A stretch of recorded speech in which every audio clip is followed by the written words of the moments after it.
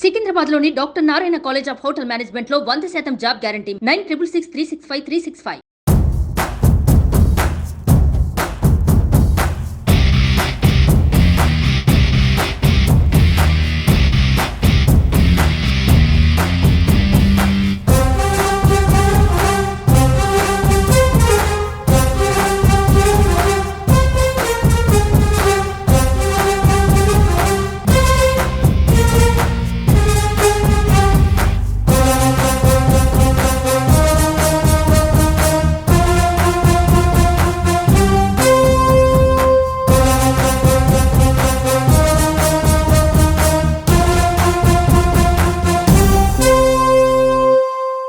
నమస్కారం ప్రియా చౌదరి గారు. ఇళ్లల్లో ఉండేటువంటి విషయమే చిన్నప్పుడు అన్నదమ్ములు కానీ అన్న చెల్లెలు కానీ చాలా బాగుంటారని స్వార్థం కూడా ఉంటుంది వాళ్ళకి. చిన్నప్పుడు మా అన్నని ఏమనంటే నేను ఊరుకుంటానా అని గొడవకి వెళ్ళిపోతారు. తమ్ముడిని ఏదనంటే అన్న ఊరుకుంటూ వస్తాడు. పోనీ చెల్లిని ఏమనన్నా సరే అన్నయ్య వచ్చేస్తాడు. చెల్లి కూడా అన్న మీద ఒక్క మాట పడినవదు. మా అన్నని అంటావా అని. ఆడపిల్ల అయితే కొట్టడానికి వెళ్ళిపోతారు. మా అన్నని అంటావా అని. అంటే అంత ప్యూర్ బాండింగ్ లవ్ ఉంటుంది చిన్నప్పుడు. కానీ పెద్దయ్యే కొద్ది ఏంటంటే రాను రాను తగ్గిపోతుంది. అదే తల్లిదండ్రులు ఉన్నంత కాలం పిల్లలు ప్రేమగానే ఉంటారు. ఎప్పుడైతే తల్లిదండ్రుల కాలం చెల్లిపోయి వెళ్ళిపోతారో దాని తర్వాతే స్టార్ట్ అవుతుంది. పెద్దవాళ్ళల్లో కొంచెం పెద్దయ్యాక అహం కానీ స్వార్థంతో కానీ విడిపోతూ ఉంటారు కదా. అటువంటి వాళ్ళు వీడియో చూసిన తర్వాత ఒక్కసారైనా సరే అవును కదా, ఇది నిజం కదా, మేము కలిసి ఉంటే బాగుంటుంది అనే ఫీల్ అవ్వాలని దానికి ఏం చెప్తారు మీరు? మీరు ఫస్ట్ అన్నారు కదా చిన్నప్పుడు చాలా బాగుంటారు, పెద్ద అయిన తర్వాతే భేదాభిప్రాయాలు వస్తూ ఉంటాయని. చిన్నప్పుడు ఉండేటటువంటి మనస్తత్వము ఎలాంటిది అని అంటే దేవుడికి దగ్గరగా ఉంటుంది. దేవుడి మనస్తత్వం ఏంటంటే వాళ్ళలో కల్మషం ఉండదు, కల్లాకపటం ఉండదు, అందరు బాగుండాలి, అంతా బాగుండాలి, మనది అనేటటువంటి ఆలోచనతో వాళ్ళు ముందుకెళ్తూ ఉంటారు. ఏజ్ పెరిగే కొద్దీ నాగరాజు గారు ఒక్కొక్కళ్ళకి స్వార్థం అనేది పెరుగుతూ ఉంటుంది. నాకే కావాలి, నేనే ఉండాలి, నేనే చేయాలి, ఇది నాదే అనేటటువంటి భావనలు కూడా వాళ్ళల్లో క్రమక్రమంగా వస్తాయి. కారణం ఏంటంటే వాళ్ళు సొసైటీలో సమాజంలో ఉంటారు. సమాజంలో వివిధ రకాలైనటువంటి వ్యక్తుల మధ్య పెరుగుతారు. వివిధ రకాలైనటువంటి జీవన శైలిని వాళ్ళు చూస్తూ ఉంటారు. ఇక్కడ ఏమవుతుంది అనంటే కొంతమంది చూడండి చిన్నప్పుడు ఎలాంటి మనస్తత్వంతో ఉంటారో, ఎంత మమేకమై ఉంటారో వాళ్ళు చివరి వరకు కూడా అదే క్యారీ చేస్తారు. అవును. కొంతమంది చూడండి చిన్నప్పుడు చాలా ప్రేమగా ఉంటారు, తర్వాత ప్రేమ తగ్గిపోతుంది, వాళ్ళ జీవితం కోసం వాళ్ళు వెళ్ళిపోతారు. అంత వాళ్ళకి ఆ బాండింగ్ అనేది ఉండదు. కొంతమంది ఏం చేస్తారు అనంటే చిన్నప్పటి నుంచి బాగోనాళ్ళు కూడా ఒకానొక స్టేజ్లో రియలైజ్ అయ్యి మళ్ళీ బాగుండడానికి ప్రయత్నిస్తారు. ఇవన్నీ కూడా ఈ చేంజెస్ అన్నీ కూడా మన జీవితంలో ఎందుకు వస్తాయి అనంటే మన చుట్టూ ఉన్నటువంటి సమాజం మనకు బోళ్ళని నేర్పిస్తూ ఉంటుంది. ఆ నేర్చుకునేది ఏ విధంగా నేర్చుకుంటున్నాము. ఒకటి గుర్తుపెట్టుకోవాల్సింది ఏంటి అనంటే ఒక ఇంట్లో ఒక గర్భంలో పుట్టినటువంటి మనతో పుట్టిన వాళ్ళు మనకి శత్రువులైతే నీకు ఏ సంబంధము లేనటువంటి వాళ్ళు నీకు మిత్రులు ఎలా అయ్యారు? అది ఒక క్వశ్చన్ వేసుకోవాలండి ఫస్ట్. అవునండి. ఒకే గర్భంలో పుడతారు ఇద్దరు కలిసి. ఒక గర్భంలో పుట్టి ఒక ఇంట్లో తిని అదే తిండి తిని అదే తల్లిదండ్రుల పెంపకం రెండు ఒకేలా ఉంటాయి. అదే పెంపకంలో అదే వాతావరణం మధ్య పుట్టినటువంటి మీరు ఒకటి కాలేనటువంటి వాళ్ళు, మీలో ప్రేమ అనేటటువంటి లేనటువంటి వాళ్ళు సమాజములో మీరు దాన్ని ఎక్కడ వెతుక్కున్నారు? ఒకటి, ఇప్పుడు నీ తమ్ముడే నీకు తప్పు అని నువ్వు వేలెత్తి చూపించినప్పుడు, లేదా నీ అన్న నీకు తప్పు అని వేలెత్తి చూపించినప్పుడు, లేదా నీ అక్క చెల్లెళ్ళు తప్పు అని నువ్వు క్వశ్చన్ చేసేటప్పుడు, అరే అసలు నేను ఎక్కడి నుంచి వచ్చాను, తనేంటి నేనేంటి, అసలు మేము ఎలా పెరిగాము, ఎలా ఉన్నాము అనేటటువంటి జ్ఞానాన్ని వీళ్ళు రాను గాలికి వదిలేస్తూ ఉంటారనమాట. ఏంటంటే వాళ్ళ చుట్టుపక్కల ఉన్నది మాత్రమే శాశ్వతం అనుకుంటారు, కానీ వాళ్ళ మూలాలు ఎక్కడ అనేది మర్చిపోవటం అనేది ఇక్కడ వచ్చిన పెద్ద ఇది. వీళ్ళ మీద ప్రభావం ఏంటంటే సమాజం ఒకటి ప్రభావితం చూపిస్తుంది. తర్వాత వీళ్ళ లైఫ్ పార్ట్నర్స్ వస్తారు. అది వాళ్ళ చూడండి కొంతమంది పిల్లలు ప్రేమ వ్యవహారానికి వచ్చేసరికి విడిపోతారు. అంటే ప్రేమించడం ఒకళ్ళకి ఇష్టం ఉండదు, ఒకళ్ళకి ఇష్టం ఉంటుంది. అక్కడ విభేదాలు వస్తాయి. అన్నదమ్ములు కానీ అక్క చెల్లెలు కానీ అన్న చెల్లెళ్ళకి కానీ అక్కడ వస్తాయి. లేదు ఎవరిలో స్వార్థం పెరిగినా రెండో వాళ్ళు వాళ్ళకి దూరం అయిపోతూ ఉంటారు. అలాంటి పరిస్థితులన్నీ కూడా వీళ్ళు సమాజం నుంచి తీసుకోవడం ఉంటుంది. అయితే మీరు అడగచ్చు, మేడం సమాజం నుంచి తీసుకుంటుందని అన్నారు, వీళ్ళ మైండ్ ఏమైంది అంటే వీళ్ళ బుద్ధి వీళ్ళకి పని చేయడం లేదా అనేసి మాట్లాడతారు. మీరు పని చెయ్యదు సార్. ఎందుకు అనంటే మనం బుద్ధి అనేటటువంటి దాన్ని సమాధి చేసేసి మనసు అనేటటువంటి దాన్ని ఇక్కడ చుట్టి నా మనసు నా మనసు నా మనసు అంటాం, కానీ నా బుద్ధి ఏమైందిరా అని ఎప్పుడు అనం. మనం ఆ మనసునికి ఎక్కువ స్వేచ్ఛని ఇచ్చేస్తాం. చూడండి, మనసు ఎప్పుడు స్వేచ్ఛను కోరుకుంటుంది, మనసు స్వార్థాన్ని కోరుకుంటుంది, మనసు విశృంఖలత్వాన్ని కోరుకుంటుంది. దానికి ఎక్కడా కూడా బౌండరీస్ ఉండవు, కళ్ళాలు లేవు. కానీ మన బుద్ధి ఉంది చూసారా, అది పర్ఫెక్ట్గా ఉంటుంది. నీ శరీరానికి, నీ మనసుకి, నీ జీవన శైలికి ఏది కావాలో కొలతలు ఉంటాయి దానికి. కాబట్టి ఆ బుద్ధిని మనము సమాధి చేసేయడం అనేది మాత్రం జరుగుతుంది. కాబట్టి నేను అడుగుతానండి, చాలామంది తెలుసుకోవాల్సినటువంటి విషయము, చాలామంది నేర్చుకోవాల్సినటువంటి విషయం ఏంటి అని అంటే, సమాజంలో ఇవాళ మొన్న మీకు పరిచయం అయినటువంటి వాళ్ళు మీకు అంత గొప్ప వ్యక్తులుగా కనపడి వాళ్ళ కోసం పరుగులు పెట్టి వాళ్ళ కోసం చాకరీలు సేవలు చేసేటటువంటి మీరు, రేపొద్దున వాళ్ళు మీ కడదాకా ఎవడొస్తాడో గుర్తుపెట్టుకోండి. మీరు పోయారు అని విన్న తర్వాత ఎంత శత్రువులైన మనస్సులో బాధ, కన్నీటి చుక్క నీ తోబుట్టిన వాళ్ళ నుంచే వస్తుంది. డెఫినెట్గా వస్తుంది. నేను చాలా సందర్భాల్లో చూశానండి, అన్నదమ్ములు కొట్టుకొని పడక ఆస్తుల దగ్గర ఏదో ఒక విధంగా సంవత్సరాలు 30-40 ఏళ్ళు మాట్లాడుకున్నటువంటి అన్నదమ్ములు, అన్న చనిపోయాడు అనగానే తమ్ముడికి విపరీతం, ఒక విధంగా చెప్పాలంటే ఎక్కువ స్వార్థపరుడు తమ్ముడు. భరించలేక అన్న వెళ్ళిపోయాడు. వెళ్ళిపోయిన తర్వాత అన్న పేరెత్తితేనే వాడు అలా వీడిలా అనేటటువంటి మాట్లాడేటటువంటి మనస్తత్వం ఉన్నటువంటి వ్యక్తి అన్న చనిపోయాడు అని అనగానే అసలు ఫస్ట్ పట్టించుకోనట్టుగా యాక్ట్ చేశాడు. బట్ మధ్యాహ్నం అయ్యేసరికి వెక్కి వెక్కి వెక్కి వెక్కి ఏడవడం మొదలుపెట్టాడు. ఇక రాత్రి అయ్యేసరికి వీళ్ళ బంధువులు ఏమంటారు, మేము 40 ఏళ్ళ మట్టి 30 ఏళ్ళ మట్టి మనం ఏం చేసామో పట్టించుకోలేదు, మనం ఏమయ్యామో పట్టించుకోలేదు, నువ్వు ఎట్లా వెళ్తావు, నువ్వేం చేస్తావు, అసలు వాళ్ళకి మనకి సంబంధాలు లేవు కదా అనేసి భార్య బిడ్డలు మాట్లాడారు. మాట్లాడినా సరే ఒంటి మీద బట్టలతోటి వాళ్ళన్న కరెక్ట్గా అతను వెళ్ళేసరికి శ్మశానం దగ్గర ఉన్నాడు. డైరెక్ట్గా శ్మశానం దగ్గరికి వెళ్ళి బోర్ని ఏడ్చినటువంటి సంఘటన నాకు తెలుసండి. అక్కడ అతను ఏడ్చింది ఏంటి అని అంటే, అన్నా నువ్వు ఎక్కడున్నా నువ్వు ఉన్నావనే ఒక భరోసా నాకుండేది, ఆ ఆత్మతోటి నేను చెప్పుకునేవాడిని. ఇప్పుడు ఎవరన్నా నాకు వింటారు. ఇప్పుడు అర్థమైంది నేను ఫిజికల్గా నేను ఎంత మిస్ చేసుకున్నాను అని చెప్పేసి ఆ ఏడుపు నాకు ఇప్పటికీ తలుచుకుంటే కళ్ళల్లో నీళ్ళు వస్తాయన్నమాట. నాకు కూడా, నాకు మా నాన్న గుర్తొస్తున్నారు. ఎస్, వాళ్ళిద్దరి మధ్య బాండింగ్ ఆ విధంగా ఉండింది. ఖచ్చితంగా ఉంటుందండి, ఖచ్చితంగా ఉంటుంది. ఆ ఏడ్చిన తర్వాత అప్పుడు మనిషి చనిపోయిన తర్వాత నువ్వు రియలైజ్ అయ్యావు. అదే 30 ఏళ్ల ముందు కనుక నువ్వు రియలైజ్ అయ్యి ఉన్నట్టయితే, మీరిద్దరూ కలిసి ఉన్నట్లయితే, మీ బాధలు, మీ కష్టాలు, మీ యొక్క ఉన్నతి, మీ యొక్క బలము ఎలా ఉండేదో. వీళ్ళిద్దరూ కొట్టుకోవడం వల్ల, వీళ్ళిద్దరూ విడిపోవడం వల్ల ఏమైంది, వీళ్ళకంటూ ఒక చుట్టాల సర్కిల్ ఎలా అంటే వీళ్ళు విడిపోయిన దాన్ని ఎవరికాళ్ళు వాడేసుకున్నారు అనమాట. అంటే ఏంటి, వాడంటే పడనాళ్ళు వీడి దగ్గరకు వచ్చి వాడి మీద చెప్పడము, ఇంకా ఎక్కువ గ్యాప్ పెంచుకుంటూ వెళ్ళిపోయారు. విషయం ఏంటంటే, వీళ్ళు విభేదాలు వచ్చి వీళ్ళు విడిపోయి వీళ్ళ జీవితాలు వీళ్ళు బ్రతుకుతున్నా, వీళ్ళిద్దరిని కలిపి బంధువులు ఎక్కడున్నా సరే వెటకారంగా మాట్లాడుకోవడం అనమాట. వాళ్ళు మాట్లాడుకోరుగా, వాళ్ళు అట్ట కదా, వీళ్ళు ఎట్ట కదా, వీళ్ళు ఇది కదా, వాళ్ళు అది కదా అని మాట్లాడుకోవటం.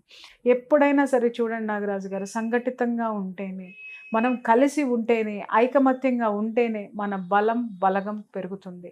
దాన్ని ఎప్పుడైతే మనం నాశనం చేసుకుని బయటకు వస్తామో, మన ఇంట్లో ఉన్నటువంటి విభేదాలు ఏవైతే ఉన్నాయో, మీరు కూర్చుని పరిష్కరించుకునేవే అవన్నీ కూడా. పరిష్కరించుకోలేని దారిలోకి కనుక మీరు వెళ్ళారు అనంటే, ఇక్కడ మీ ప్లేస్లో ఎన్నో శక్తులు మీ చుట్టూ చుట్టేసి మిమ్మల్ని చివరికి ఒంటరి వాళ్ళని అయితే మాత్రం చేసేస్తాయి. అతను ఏడ్చాడు ఆ రోజు, శ్మశానంలో ఏడ్చాడు. ఎందుకంటే నాకు బాగా గుర్తు అనమాట, ఇది జరిగి ఒక 17-18 ఇయర్స్ బ్యాక్ ఇష్యూ అనమాట ఇది. అంటే వన్ ఆఫ్ మై జర్నలిస్ట్ అనమాట, ఫ్రెండ్, అదేలేండి. ఇక్కడ ఏంటంటే శ్మశానానికి ఆడవాళ్ళు కూడా వెళ్తారు కదా, అప్పుడే నాకు తెలుసు శ్మశానానికి ఆడవాళ్ళు కూడా వెళ్తారు అనేసి. సో ఆయన సీనియర్, మాకు సీనియరు.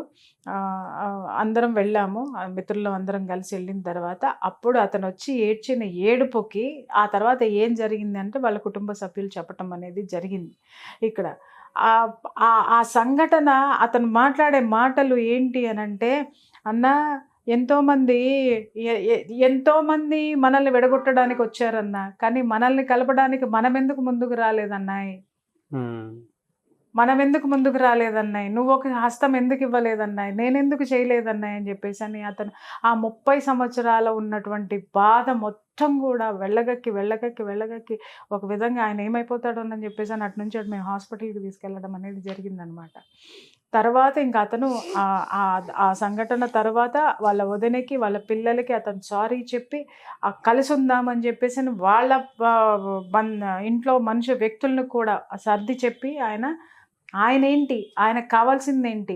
ఇప్పుడు చూడండి సార్, ఒంటరి వాళ్ళం అయిపోతాం మనం. కేవలము నువ్వు నీ పుట్టింటిని వదిలేసి నువ్వు నీ అత్తగారి మాటలు వింటున్నావు, వాళ్ళు కావాలి నీకు, అదే నీ స్థానం అని అనట్లేదు. కానీ నువ్వెక్కడి నుంచి వచ్చావనే మూలాల్ని నువ్వు ఎందుకు చెరిపేసుకుంటున్నావు?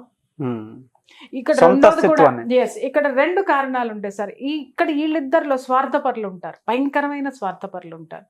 వాళ్ళ పనులు వాళ్ళు చక్కబెట్టుకోవడం కోసం ఏం చేస్తారంటే రెండో వాళ్ళ మీద విపరీతమైనటువంటి నెగిటివిటీని ప్రచారం చేసేటటువంటి క్యారెక్టర్స్ కూడా కొన్ని ఉంటాయి. వాడు అట్లా చేశాడు, వీళ్ళ సింపతి గెయిన్ చేసుకుంటూ వీళ్ళ అవసరాలని ఇది చేసుకుంటూ వాడికేంటి బాగా సంపాదించుకుంటున్నాడు. అయ్యో నా పిల్లలకి ఫీజు కట్టడానికి కూడా లేదు, అయ్యో మా ఆవిడకి మొన్న హాస్పిటల్ తీసుకెళ్దామంటే డబ్బులు కూడా లేవు, మేమేంటి అని వాడి మీద వాడు ఎట్లా సంపాదిస్తున్నాడు అనడానికి వీళ్ళు ఒక 4 వేసి చెప్తారు. లేదు, వాడి క్యారెక్టర్ ఏంటి అనేది వీళ్ళు 4 వేసి చెప్తారు. ఎందుకు? వీళ్ళకి ఫీడింగ్ దొరకడం కోసం. సరే వీళ్ళు చేస్తారు, బాగుపడ. పాప వాడేం చేస్తాడు, వాళ్ళు ఈ చుట్టాలందరిలో వాడు వెధవైపోయి వాడిని ఎంత ఒంటరిని చేసేస్తారు అనంటే చివరికి వాడు చనిపోయిన తర్వాత వాడి ఒక శవయాత్ర కూడా ఒంటరిగానే జరుగుతుందండి. అవునండి. అవి చాలా చాలా బాధేస్తాయి. ఎందుకనంటే ఇంకొకటి ఒంటరిగా జరుగుతుందండి. ఎలా అని చెప్తున్నానంటే ఎవరు రారని కాదు, అందరూ వస్తారు, కానీ వచ్చిన తర్వాత అతను ఎలాంటి వాడు అనేదే మాట్లాడుకుంటారు, మంచితనం అనేది అక్కడ మాట్లాడరు.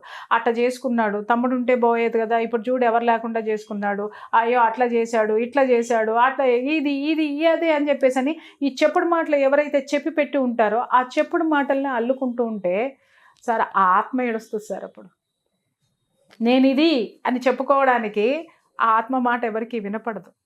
ప్రతి ఒక్కళ్ళం కూడా నిద్రలో అలాగే ఏడుస్తాం. నన్ను నమ్మండి, నన్ను వినండి, మనం కలిసి ఉందాం, మనం బాగుందాం. ప్రతి ఒక్క ఆత్మ నిద్రలో మేలుకుని ఏడవకపోతే నన్ను అడగండి.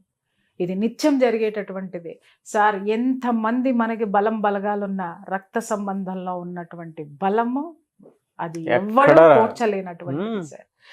ఆ యొక్క నైతికంగా బలం ఉంటుంది, మనకి ఆర్థికంగా కూడా బలం ఉంటుంది. ఒకళ్ళకొకళ్ళు హెల్ప్ చేసుకోవటంలో కూడా చాలా మంది ఉంటారు. చిన్నప్పుడే చాలా సాక్రిఫైస్ చేసి ఉంటారండి అన్నదమ్ములిద్దరు. చిన్నప్పుడే చాలా సాక్రిఫైస్. బయటోడు ఎవడన్నా వచ్చాడు అని అంటే వాడి మీదకి వెళ్ళిపోతారు తప్ప మా అన్నని అంటావా, మా తమ్ముడిని అంటావా అని ఎథికల్ గా కూడా అంత క్లారిటీ ఉంటుంది. ఇంకొకటి కూడా చెప్తాను సార్, ఇంకొక సంఘటన కూడా నాకు బాగా కలిసి వేసిన సంఘటన ఇంకొకటి ఏంటంటే, 2 అన్నదమ్ములు విడిపోయి దాదాపు అంటే వాళ్ళు పెళ్ళిళ్ళు అయిన తర్వాత భార్యల వల్ల విడిపోయారు. భార్యల వల్ల విడిపోయారు అనేది నేను యాక్సెప్ట్ చేయను. భార్యల వల్ల మీరు మిస్కమ్యూనికేషన్ క్రియేట్ చేసుకుని మీ బుద్ధి ఏమైంది, మీ ఇది ఎక్కడికి పోయింది, మీ నాలెడ్జ్ ఎక్కడికి పోయింది, భార్యల మీదకి నెట్టేసి మీరు అసహాయులై విడిపోయారు. విడిపోయిన తర్వాత సార్ ఈ యువతల వ్యక్తి అందులో ఒకానొక పర్సన్ చాలా స్ట్రగుల్స్ ఫేస్ చేశాడు అనమాట. డబ్బుంది, ఎక్కడ ఆరోగ్యం లేదు, డబ్బుంది కానీ ఎక్కడ మనశ్శాంతి అనేది లేదు. ఎక్కడ చూసినా సొసైటీలో ఎక్కడ చూసినా అతనికి వ్యతిరేకత వస్తుంది. ఒక బిడ్డ పెళ్లి చేశాడు, ఆ బిడ్డ పెళ్లి కాస్త చాలా ఉన్నతమైనటువంటి కుటుంబాలకి ఇచ్చి చేశాడు. ఉన్నతమైనటువంటి కుటుంబానికి ఇచ్చి చేసిన తర్వాత వాళ్ళు ఏం చేశారు, అక్కడ ఏదో జరిగింది, పాప అమ్మాయి డివోర్స్ వరకు వెళ్ళి ఆ గొడవలే ఇంటికి వచ్చారు. ఎక్కడ చూసినా మనశ్శాంతి లేదు సార్. ఇతని చుట్టూ పెద్ద సర్కిల్ ఉంది. ఎవరి దగ్గరికి వెళ్ళినా కూడా ఏం మాట్లాడతారంటే ఇవాళ రేపు అంతే, కానీ విడాకులు ఇచ్చేసేయి అని ఒకళ్ళు చెప్పటం, ఇంకొకళ్ళేమో ఏముంది ప్రపంచమంతా ఇట్లనే ఉందిరా, ఏం చేస్తామని ఇంకో పెగ్గు మందు ఎక్కువ తాగు అని చెప్పడము. ఇవి దొరుకుతున్నాయి కానీ అతనికి ఎలాంటి మనసుకి ఎలాంటి ఇది దొరకకపోతే ఒకసారి ఇట్లాగే నా ఆధ్యాత్మిక గురువు దగ్గరికి వచ్చారు ఆయన. ఇట్లా బాబా ఇట్లా నాకు అసలు ఎట్లానో నాకు మనశ్శాంతి లేదు, ప్రశాంతత లేదు, అన్నీ ఉన్నాయి, కానీ నాకంటూ ఎవరు లేరు బాబా, భగవంతుడు తప్ప అని చెప్పేసానంటే ఆయన కొంచెంసేపు అలా కళ్ళు మూసుకొని తర్వాత ఒకటే మాట అన్నారు ఆయన, అసలు నీ బంధాన్ని ఎక్కడో వదిలేసి లేని బంధాల్ని నువ్వు లేవు అని ఎందుకు అనుకుంటున్నావు? ఆల్రెడీ నీ బంధాన్ని వెనక్కి తెచ్చుకో, అన్నీ నీ వెనక వస్తాయి. ఈ సమాజం అంతా నా బిడ్డని ఇలా అంటున్నారు, వాళ్ళని ఇలా అంటున్నారు, నా బిడ్డను చూస్తూ నేను బ్రతకలేకపోతున్నాను, నేను ఒంటరివాడిని అయిపోయాను, నా భార్య కూడా నన్నే నిందిస్తుంది, నాకెవ్వరు లేరు బాబా అని చెప్పేసి ఆయన ఏడవడం మొదలుపెట్టారు. ఆయన ఒకటే మాట అన్నారు, నీ బంధం అక్కడ రెడీగా సిద్ధంగా నీ కోసం ఉంది, పో అని అంటే, ఎవరు అని అంటే నీ అన్న దగ్గరికి పో అని చెప్పేసాను. బాబా నేను ఎప్పుడో 25 ఏళ్ల కిందట తెగిపోయినటువంటి బంధము, మళ్ళీ ఎట్లా వెళ్తాను, నేను వెళ్ళినా కూడా అసలు ఎవరు నన్ను యాక్సెప్ట్ చేయరు అని అంటే, ముందు నువ్వు వెళ్ళావా? వెళ్ళలేదు. వెళ్ళు, తిరస్కరణే వస్తుంది, అయినా సరే నీ ప్రయత్నం నువ్వు చెయ్యి, ఆ తర్వాత ఏం జరుగుతుందో చూడని చెప్పేసి అని పంపించారు. పంపించిన తర్వాత మళ్ళీ నాకు కొంచెం క్యూరియాసిటీలు ఎక్కువ కదా ఇలాంటి వాటిలో. కొంచెం ఆయన ఇంకొక విషయం ఏంటంటే he is a police officer. So నాకు నా ప్రొఫెషన్ దృష్ట్యా కూడా నాకు వాళ్ళతోటి కొంచెం పరిచయం ఉన్న తర్వాత వాళ్ళ మిసెస్ వాళ్ళందరితోటి ఉందన్నమాట. వాళ్ళు కూడా వస్తారు అక్కడికి. ఆమెను అడిగాను అనమాట, మేడం అదేంటి నేను మళ్ళీ కాల్ చేస్తాను మీకు, నాకు ఏం జరిగిందో చెప్పండి అని చెప్పేసాను. ఆవిడ నవ్వేశారు, ఏం జరుగుతుందమ్మా, ఏం జరగదు, వాళ్ళు రానివ్వరు, ఈయన ఊకే మా వాళ్ళు అనుకుంటున్నారు కానీ ఎందుకు రానివ్వరు, మా తోడుకోళ్ళు అట్లాగా, ఆవిడ ఇట్లాగా, ఈవిడ ఒక 10-15 లిస్టు చదివింది. 1 వీక్ తర్వాత వచ్చారు ఆయన. 1 వీక్ తర్వాత వచ్చి ఏం జరిగింది అని అడిగారు. బాబా వెళ్ళాను బాబా, కానీ చాలా గొడవ అయింది, నన్ను నానా మాటలని పంపించారు అని అంటే, ఎవరన్నారు అని అంటే, మా వదిన అంది, పిల్లలు అన్నారు. మీ అన్న అంటే, ఏమనలేదు బాబా, ఒక్క మాట కూడా అనలేదు, సైలెంట్గా కూర్చున్నాడు, నా మనసు బాధేసింది అని అంటే, అప్పుడు ఆయన అన్నారు, అన్నదెవరు, నీ వాళ్ళు కాదు, ఆయన సైలెంట్గా ఉన్నాడు అంటే అర్థం ఏంటంటే నువ్వెంత బాధపడుతున్నావో అతనిలో కూడా అంతే బాధ ఉంది, మళ్ళీ పో అని చెప్పి మళ్ళీ పంపించి అట్లా 2-3 సార్లు పంపించిన తర్వాత 4వసారి ఆయన నెమ్మడి పెట్టుకొని వచ్చారు. వచ్చి బాబా ఆయన పాదాల మీద పడిపోయి అసలు విపరీతంగా ఏడ్చేశారు అన్నమాట. బాబా అసలు నాకు ఇవాళ నేను ఎంతో గొప్ప సంపన్నుని అనిపిస్తుంది, నేను సంపాదించినటువంటి ఉద్యోగము, ఈ సంపాదన, నాకున్న నేము, ఫేము ఈరోజు మా అన్న ముందు దిగదుడుపు, ఇవాళ నాకు ఎన్నో 1000 ఏనుగుల బలం వచ్చింది. ఇంకొకటి, మా అన్న మా ఇంటికి రాగానే చేసిన మొట్టమొదటి పని ఏంటి అని అంటే, కూతురు అత్తమామ ఇంటికి నడువురా, ఏం మాట్లాడతారో ఏం చేస్తారో చేద్దామని ఫస్ట్ ఆయన ఇంటికి కూడా రాలేదు. ఆయన చెప్పులు వేసుకొని అటు నుంచి అటే కూతురు యొక్క అత్తమామల దగ్గరికి వెళ్ళి వాళ్ళకి సర్ది చెప్పి వాళ్ళు ఎలా ఉన్నారు ఏంటి అనేది, ఈ పిల్ల తరపున తప్పులున్నా కూడా ఆయన క్షమాపణ చెప్పి, ఇక నుంచి మా పిల్లని ఇట్లా మేము చాలా జాగ్రత్తగా చూసుకుంటామని చెప్పేసి అని ఆయన సెట్ చేసి, ఫస్ట్ కూతురు కాపురాన్ని సెట్ చేసి తర్వాత ఈయన ఇంటికి వచ్చాడు. సొంత అస్తిత్వానికి ఉన్నటువంటి బలం అది. ఎగ్జాక్ట్లీ. ఎప్పుడైతే అన్న ఇంటికి వచ్చాడో ఈ వీళ్ళ మీద ఎగదోసే వాళ్ళందరూ ఉన్నారు కదా, ఇక వాళ్ళందరూ మెల్లగా సైడ్ అయిపోవటం మొదలుపెట్టారు. అప్పుడు అతని మొహం చూడాలండి, ఎంత గ్రేస్ఫుల్గా ఉందో, ఎంత అతని యాటిట్యూడ్ ఎంత బలంగా ఉందో తెలుసా. నాది, నాకున్నారు చూడండి, నేను కూడా బలవంతుణ్ణి. మరి ఆయన పాకెట్లో గన్ ఉంది, ఆయన చేతిలో అధికారం ఉంది, మరి ఇన్ని ఉన్నా కూడా ఆయన ఒంటరితనం ఎక్కడ ఉన్నారు అని అంటే కేవలము బంధం. ఏ బంధాన్ని అయితే, రక్త సంబంధాన్ని, ఏ బంధమైనా కానీ నాగరాజ్ గారు, రక్త సంబంధం తీసుకోండి, భార్యాభర్తల బంధం తీసుకోండి, తండ్రి బిడ్డల సంబంధం తీసుకోండి, ఏదైనా కానీ ఆ బంధాన్ని దయచేసి తుంచుకోవద్దు. తుంచుకొని వెళ్ళిపోయారు అనంటే మీ అంత ఒంటరితనము, మీ అంత దురదృష్టవంతులు ప్రపంచంలో లేరు. ఎందుకంటే ఆ షెల్టర్, ఆ షీల్డ్, మిమ్మల్ని కవర్ చేసేటటువంటి ఆ షీల్డ్ని మీరు కోల్పోయారు అనంటే మీరు అనుకోవచ్చు మేము చాలా గొప్పవాళ్ళం అని చెప్పేసి. కానీ ఆ షీల్డ్ ఏదో ఒక రోజు అదే షీల్డ్ నిరంతరం మిమ్మల్ని కాపాడుతుందని మాత్రం గుర్తుపెట్టుకోండి. ఎస్, అదే ప్రొటెక్ట్ జోన్ అండి, అదే లేయర్. ఇందాక ఒక మాట అన్నారు మీరు, బాబా ఎప్పుడైతే నువ్వు అక్కడికి వెళ్ళు అని అంటే 25 ఏళ్ల క్రితమే మేము విడిపోయాము, ఇలా ఇలా జరిగింది, బంధం తెగిపోయింది అన్నప్పుడు ఒక్కసారి బాధేసింది. వీళ్ళిద్దరూ ఒకే కడుపులో నుంచి వచ్చారు, అది ఎలా తెగిపోతుంది? చెప్తున్నాను అంటే జనరల్ గా మామూలుగా అతను ఆ ఫీల్ ఉంది చూసారా, ఆ ఫీల్ ఉంది చూసారా, మళ్ళీ కలిసినప్పుడు ఇది క్రియేషన్ అంటే ఆ రిలేషన్ చూడండి ఎంత బలంగా ఉందో. అప్పుడు అలా ఫీల్ అయ్యాడు సార్. ఇప్పుడు బిడ్డ ఊళ్ళో ఉన్న బిడ్డ కనపడకపోతే తల్లి ఎట్లా తటపటాయిస్తుందో, మన సోల్ కూడా బంధం తెగిపోతే అంతే తటపటాయిస్తుంది, అంతే ఎతుకుతుంది సార్. అగైన్ మన ఫేస్లో ఎందుకు గ్లో వస్తుంది, మనం ఎందుకు అంత బలం పుంజుకుని ఎందుకు ఉంటామంటే మన సోల్ దానికి కనెక్ట్ అయినటువంటి ఆ సోల్ ఏదైతే ఉందో దాన్ని తీసుకొచ్చి పెట్టిన తర్వాత అది స్థిమితంగా, అది చాలా పీస్ఫుల్గా ఉంటుంది. కాబట్టి నువ్వు స్ట్రెంగ్తన్ అవుతావు. అది మర్చిపోవద్దు ఎప్పుడు కూడా. మనం దాంతో తెగిపోయింది, దీంతో తెగిపోయింది, వీడేంటో వాడేంటో. దయచేసి అమ్మా నేను చెప్తున్నాను కదా, ఇవాళ కుటుంబాలు విడిపోతున్నాయి. ఎవరికి వాళ్ళు ఒకే ఇంట్లో విడివిడి కాపురాలు, విడివిడి గదుల్లో జరుగుతున్నాయి. ఇవాళ ఉన్నటువంటి ఈ నెగిటివ్ ప్రపంచంలో మనకి కూడా మంచిది కాదు. ఇవాళ నేను చెప్తున్నాను నాగరాజు గారు, మనుషులు ఎందుకు విపరీతంగా తయారవుతున్నారనంటే కుటుంబంలో ఐకమత్యం లేకపోవడం, మనుషుల మధ్య బంధుత్వాలు లేకపోవడం. ఏమనుకుంటున్నారు అనంటే నాకు డబ్బు ఉంది అనంటే నేను ఏదైనా ఒక మంచి చీర నేను సెలెక్ట్ చేసుకున్నానంటే ఖరీదైన చీర నేనే కట్టుకోవాలి, ఎదుటి వాళ్ళు కట్టుకుంటే నాకు నచ్చదు. ఈ శరీరమే ఏదో ఒక రోజు మనం వదిలేసి వెళ్ళిపోవాలి.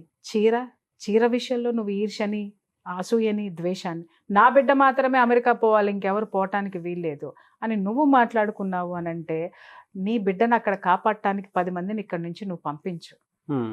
నీ బిడ్డకి ప్రొటెక్షన్ ఉంటుంది, అంతే కదా.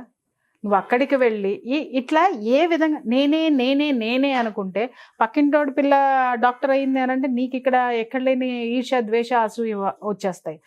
అది డాక్టర్ అవ్వకపోతే రేపొద్దు నీకు ఎవరు వైద్యం చేస్తారు? అవును. పక్కింటోడు మిలిటరీ ఆఫీసర్ అవ్వకపోతే దేశాన్ని ఎవడు కాపాడుతాడు?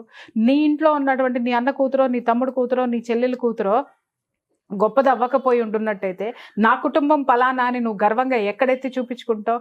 ఎవ్వరూ ఉండొద్దు, నువ్వు మాత్రమే ఉండాలి అనుకుంటే నీకు చరిత్ర ఎక్కడ ఉంటుంది చెప్పుకోవడానికి?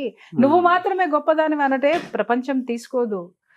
నీ యొక్క కుటుంబం ఎంత గొప్పది, సమాజం ఎంత గొప్ప, సమాజంలో నీ కుటుంబానికి ఉన్నటువంటి ప్రయారిటీ ఏంటి, ప్రతి ఒక్క కుటుంబం తెలుసుకొని తీరండి. ఇది దయచేసి ఇప్పటికైనా సరే నేను చెప్తున్నాను కదా, ఎవరైనా సరే ఇలాంటి అభిప్రాయ భేదాలతో ఉన్న వాళ్ళు, మీకు అభిప్రాయాలు ఉంటే అభిప్రాయ భేదాలు ఎప్పుడు తొలగించుకుందాం అనే అవకాశం కోసం చూడండి తప్ప ఇటుపక్క అటుపక్క ఈ ముళ్ళు వేసేటటువంటి వాళ్ళు, రాళ్ళు వేసేటటువంటి వాళ్ళు, ఈ దుర్మార్గమైనటువంటి ఆలోచనలు ఉన్న వాళ్ళు ఎవరైతే ఉన్నారో ముందు ఫస్ట్ వాళ్ళని తీసి పక్కన పెట్టండి. అంటిల్ అన్లెస్ మీరు జీవితాంతం మనశ్శాంతి లేకుండా గడిపేస్తారు. డెఫినెట్గా అండి. బట్ నా కోరిక మహాభారతంలో, మహాభారత కథే సార్ మనకి కుటుంబం అంటే ఎంత గొప్పది అనడానికి.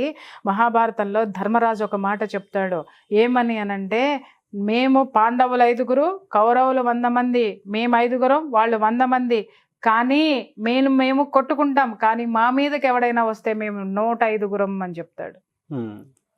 105 అని చెప్తాడు. అలా ఉండండి, మీరు కొట్టుకున్నా మీ మీదకి ఎవడైనా వస్తే మీరు కలిసిపోయి ఒక కుటుంబం అనేటటువంటిది, ఆ బంధాన్ని, బంధుత్వాన్ని, మీ ప్రొటెక్షన్ని మీరు ఎగ్జిబిట్ చేయండి తప్ప ఎవడో కోసం ఎవడో ఏదో అన్నాడని నీ కుటుంబాన్ని నువ్వు రోడ్డు పాలు చేసుకుని అవమానం పాలు చేసుకుంటే అది ఎంతవరకు కరెక్ట్? Yes. నువ్వు నీ చిన్నతనం నుంచి నీ అక్కతోటో నీ చెల్లితోటో నీ అన్నతోటో నీ తమ్ముడితోటో నువ్వు ఉన్నప్పుడు వాళ్ళ మనస్తత్వం ఏంటో నీకు తెలియదా? రైట్, వాళ్ళు నీకంటే ఒక దూకుడుగా ఎక్కువ ఉన్నారు, లేకపోతే వాడికి ఒక స్వార్థమైనటువంటి మనస్తత్వం ఉంది. ఎలా కరెక్ట్ పెట్టుకుంటూ రావాలా అనేది ఆలోచించడం మొదలు పెట్టండి తప్ప వాడంతే వాడంతే వాడంతే వాడంతే అనుకుంటా ఉంటే నువ్వింతే. నీ తమ్ముడు గురించి నువ్వు చెత్త మాట్లాడావనంటే నువ్వు కాదా సమాజంలో ఇదయ్యేది? అవును. ఎవరు? నిన్ను నువ్వు బలహీనపరుచుకుంటున్నావు. ఇంకా చెప్పాలంటే ఇందాక నేను చెప్పిన కేసులో, పోలీస్ ఆఫీసర్ కేసులో, ఈయన పోలీస్ ఆఫీసరు, ఆయన వ్యవసాయం చేస్తాడండి. ఆయన వ్యవసాయం చేస్తాడు. చూడండి, ఆ ఒక్క కలయిక ఆయన ఆ సమర్థతని చక్కగా తీసుకెళ్ళి ఆ పిల్ల కుటుంబంలో పెద్దరికం వహించి ఆ కుటుంబాన్ని నిలబెట్టాడు. ఇంకొకటి కూడా ఏంటంటే, అప్పటి వరకు కూడా వీళ్ళ కుటుంబం అంటే నిజంగా వీళ్ళు ఎన్నిసార్లు ఆ పిల్లని కలపడానికి తీసుకెళ్ళా, నువ్వు మీ అన్నతో సఖ్యతగా ఉన్నావా, నువ్వు మమ్మల్ని మాట్లాడుతున్నావు, నువ్వు నీ కుటుంబంతో సఖ్యతగా ఉన్నావా, మమ్మల్ని మాట్లాడుతున్నావు, నీ భార్య నీ కుటుంబాన్ని విడదీసి వచ్చింది కదా, నీ కూతురు కూడా అదే చేస్తుంది కదా, ఇలాంటివన్నీ మాట్లాడేవాళ్ళు అమ్మాయిని. ఎప్పుడైతే ఆ పెద్ద ఆయన వచ్చి ఇక్కడ కూర్చున్నాడో ఒక్కళ్ళ నోరు కూడా పెగల్లేదు సార్. అన్ని లాభాలు ఉంటాయి, అన్ని మనశ్శాంతి ఇచ్చేటటువంటి అంశాలు ఉంటాయి సార్ దాంట్లో. ఫస్ట్ కుటుంబం అండి, తర్వాత దునియా. అంతే.